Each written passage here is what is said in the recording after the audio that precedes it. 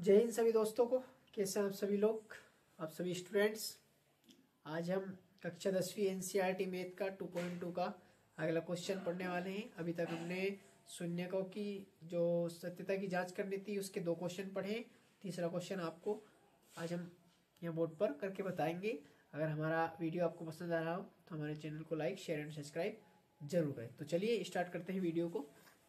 अगला जो हमारा क्वेश्चन है वो है हमारा क्वेश्चन अगला 6x² माइनस के 3 और माइनस के 7x। हमारा जो अगला क्वेश्चन है वो है 6x² minus 3x minus 7x।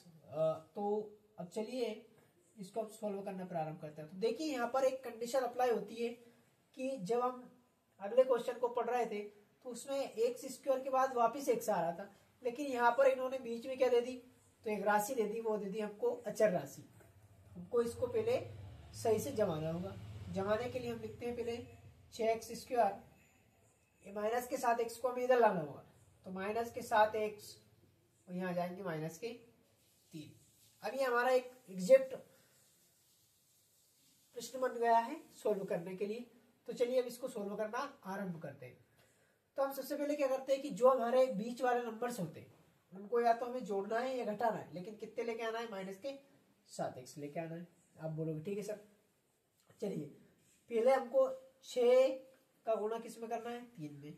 तो हम 6x² का गुणा 3 में करेंगे, तो 6 तिया 18x²। हमारे पास क्या आएगा, हमारे पास आएगा 18x², ये आएगा। चलिए x² को थोड़ी देर के लिए मैं इधर एक साइड लिख लेता हूँ कि ये x² है, ठीक है। अब 18 का लेना है हमको एलसीएम, तो एलसीएम लेते हैं 18 का। जब 2 से 18 को डिवाइड करेंगे, 2 इनाम 18, 3 विषम संख्या, 3 से इसको डिवाइड करेंगे 3 बारी, 3 से इसको डिवाइड करेंगे 1 बार। तो हमारे पास जो संख्या आई वो आई 2 3 3, यानी 2 गुणा 3 गुणा 3। अब इस संख्या से हमको माइनस के 7 लेके आना है, ठीक है। तो देखिए यदि मैं 3 गुणा 3 करता हूं तो 3 तिया मेरे पास कितने जाएंगे, 9। मुझे यहाँ माइनस के 7x चाहिए। यदि मैं 9 में से ऊपर वाला 2 क्या कर लूं, प्लस कर लो, क्या कर लो, प्लस कर लो, तो आप बोलोगे सर 9 और 2 ये तो 11 हो जाएंगे। तो बिल्कुल ये 11 हो जाएंगे, लेकिन यहाँ माइनस का 9 ले लेते हैं। तो माइनस के 9 में से अगर हम प्लस के 2 घटाएंगे तो हमारे पास माइनस के 7 आएंगे। तो हमारे पास ये संख्या आई हमारे पास संख्या जी आई। हमको यही लानी थी। या x² 2 बार है, कितने हैं हमारे पास, x² 2 बार है। तो यानी इसके साथ भी क्या होगा, x होगा, और इसके साथ भी क्या होगा, x होगा, ठीक है। चलिए करते हैं अभी आगे। तो 6x² माइनस के कितने हैं, तो माइनस के 9x है, ठीक है। प्लस का कितना है, तो प्लस के 2x है, और माइनस में कितना है, तो माइनस के 3 है। अब यहाँ पर हमें एक कॉमन संख्या लेनी है।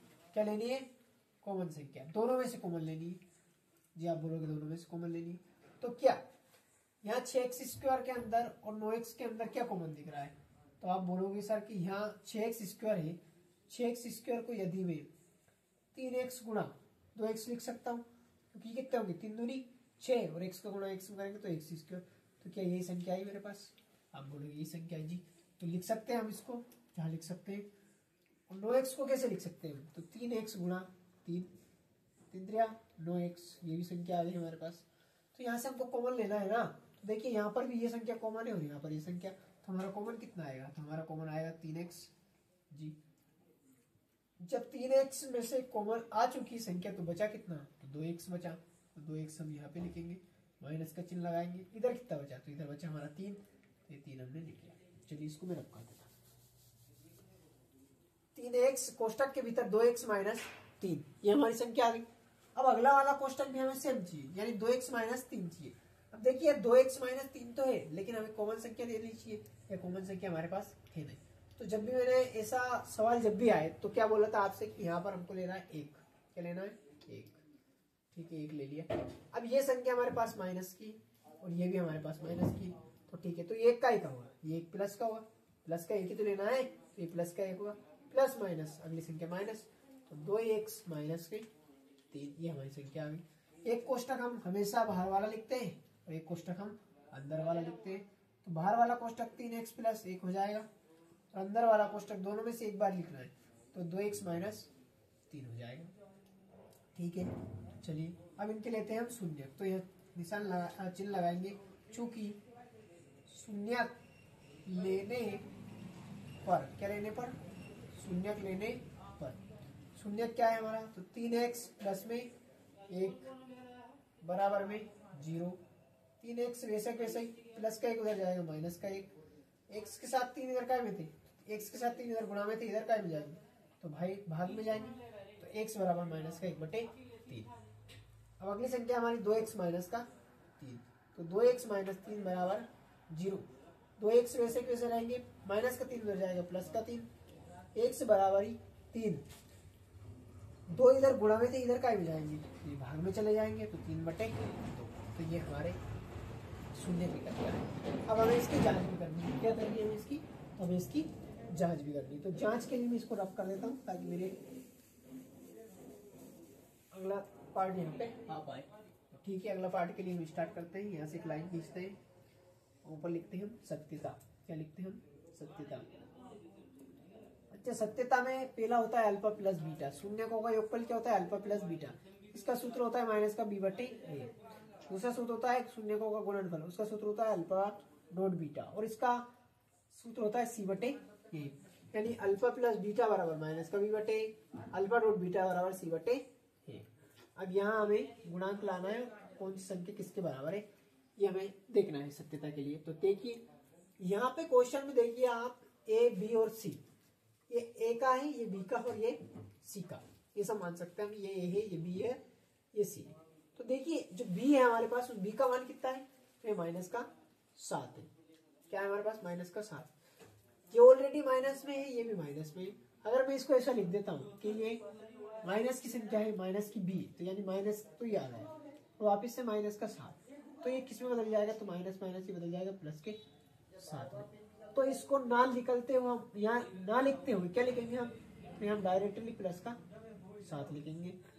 a का मान क्या है हमारे पास, तो a का मान हमारे पास 6, तो बटे में हम 6 लिख लेंगे। ठीक है, आप चाहो तो इसको ऐसे लिख के और इसको काट सकते हो, उससे भी कोई फर्क नहीं पड़ेगा।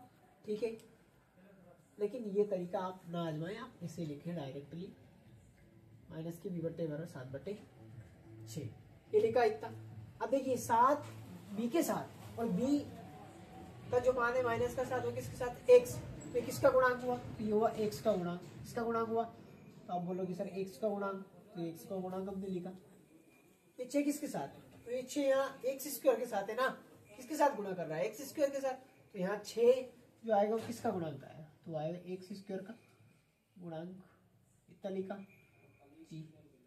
अब अगली संख्या है हमारे पास c/a, c का मान माइनस का 3 है, तो यहाँ पर माइनस का 3, a का मान क्या है, तो a का मान वापिस से 6, यहाँ पर a का मान लिखा हमने 6, ये किसका गुणांक है, ये अचर राशि है ना, इसके साथ तो कोई गुणांक ही नहीं, इसको लिखेंगे हम अचर राशि।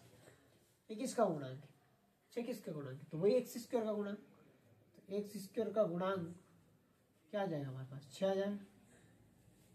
इस पूरे सवाल का आप चाहे तो एक बार स्क्रीनशॉट ले सकते हैं, एक आसान भाषा में हमने आपको समझाने का प्रयास किया है, और आई होप आप सभी लोगों को समझ में भी आ गया होगा।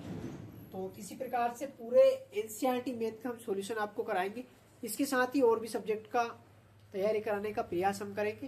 तो हमारे चैनल को लाइक, शेयर और सब्सक्राइब जरूर करें। Thank you.